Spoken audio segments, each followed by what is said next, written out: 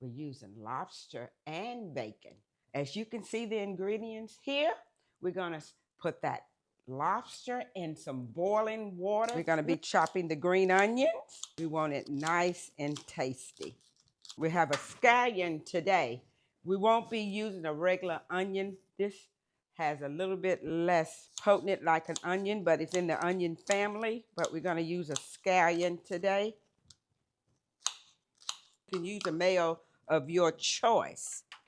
And I'm going to get my dill chopped. I didn't chop it yet, so we want to chop it fine. I just have a little of, have our mayo in there. We're going to take our lemon and we're going to cut it, squeeze the lemon juice in, about 2 teaspoons of fresh lemon juice. This salad works better when your ingredients are fresh. A little bit of white wine vinegar.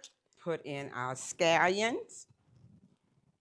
Now you see, I use red potatoes. I'm gonna put in my potatoes, just like so.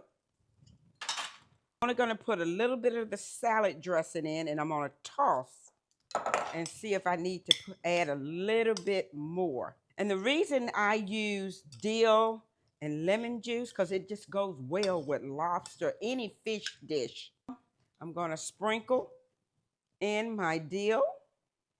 Now, I'm gonna get our lobster out, and we're gonna run a little bit of cold water over it. I'm gonna have to get my big knife and cut it down the middle.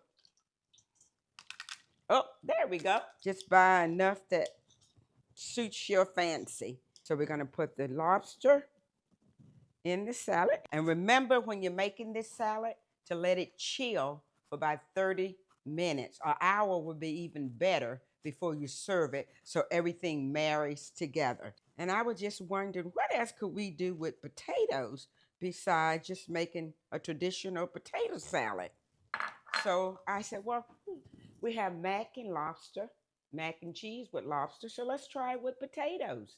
And the difference would be using dill and lemon juice with the white wine vinegar.